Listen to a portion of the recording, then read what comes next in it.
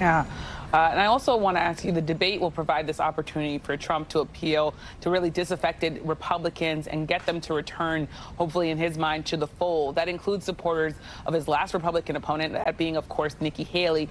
You spoke to some of those Haley voters. Are they still persuadable?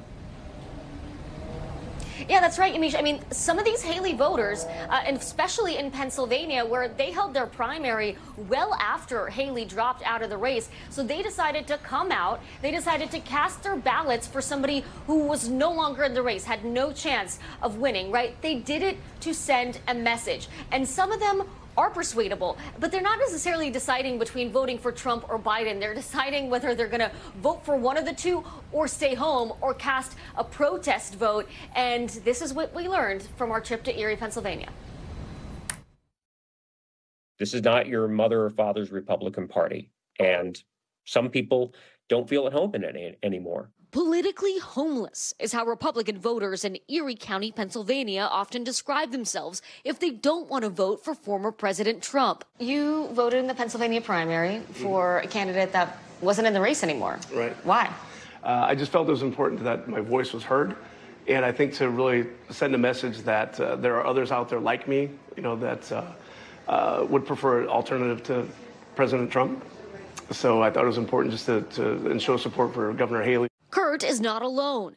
Nikki Haley won 20% of Republican primary voters in his home county of Erie, Pennsylvania, after leaving the race, and more than 16% of battleground Pennsylvania overall, part of a protest vote pattern seen around the country. The question now, where do those voters go in November? Right now, my vote would probably be between Biden and a protest vote. The Biden campaign says it's doing substantive outreach to welcome and win over these Republican voters, including a 7-figure ad buy. How do you bring these Nikki Haley voters back into the tent? I'm not sure we need too many.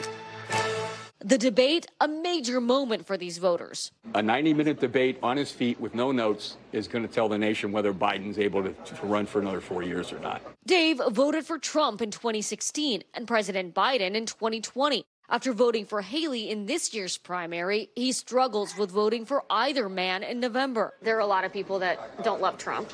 Oh, tons. But are going to vote for him anyway. Absolutely.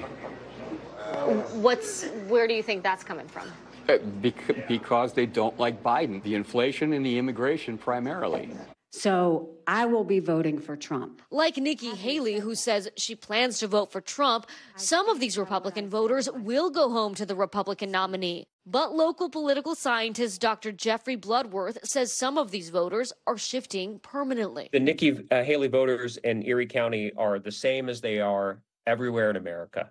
They're college-educated Republicans who live in the suburbs. The Democrats and the Republicans are kind of trading coalitions. Even brown and African-American working class voters are moving to the Republican Party. In exchange, the Democrats are gaining college-educated voters. Haley voters Rich and Mary are part of that shift. You have another opportunity to vote in November. What are you going to do? I'm going to vote for Joe Biden. Same here. You think there's a silent Biden voter out there? I do. I know there is. I know there's a side. Men and women. We don't want to talk about it, but we're all going to vote for Joe Biden. But they're not ready to call themselves Democrats. At one point, I thought about switching registration. I got very close, yeah. And I finally decided I'm not really a Democrat. Thanks for watching. Stay updated about breaking news and top stories on the NBC News app or follow us on social media.